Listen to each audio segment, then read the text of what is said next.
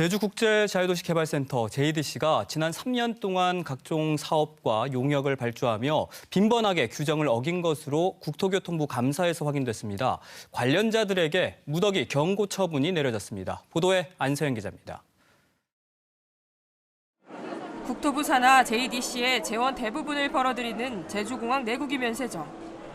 JDC는 2020년 경기도 업체에 2억 4천만 원짜리 면세점 마케팅 관련 용역을 맡기면서 계약 심의 절차를 거치지 않은 것으로 국토부 감사에서 드러났습니다. 국가계약법상 2억 1천만 원 이상 용역이나 81억 원 이상 공사는 계약 방법 적정성 심의를 거쳐야 하고 기준 금액 미만이어도 검토 후 계약을 해야 합니다. 하지만 JDC는 2019년부터 3년간 393건의 계약을 체결하면서 고작 44건만 심의를 거쳤습니다. 이뿐만이 아닙니다.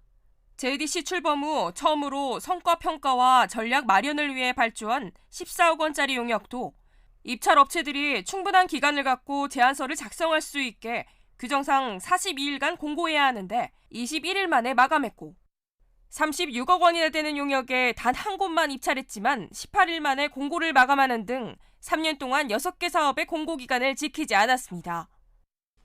각종 공사 이후 하자 검사는 손을 놓고 있습니다. 연간 2차례 이상 정기적인 하자 검사를 해야 하지만 검사 대상 170건 가운데 132건은 단 한 차례도 실시하지 않았고 7건은 한 차례만 이뤄졌습니다. 국토부는 관련 부서장 14명에 경고를 지시하는 등 이번 감사에서 모두 18명에게 경고를, 7명에게 주의 처분을 내렸습니다.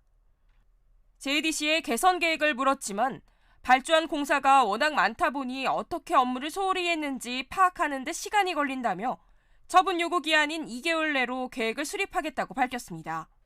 지난 3년 JDC 운영에 민낯이 드러난 가운데 2019년 3월부터 수장을 맡았던 문대림 전 이사장이 정치 복귀를 위해 지난달 중도 사퇴하면서 현재 이사장은 공석입니다. KBS 뉴스 안서연입니다.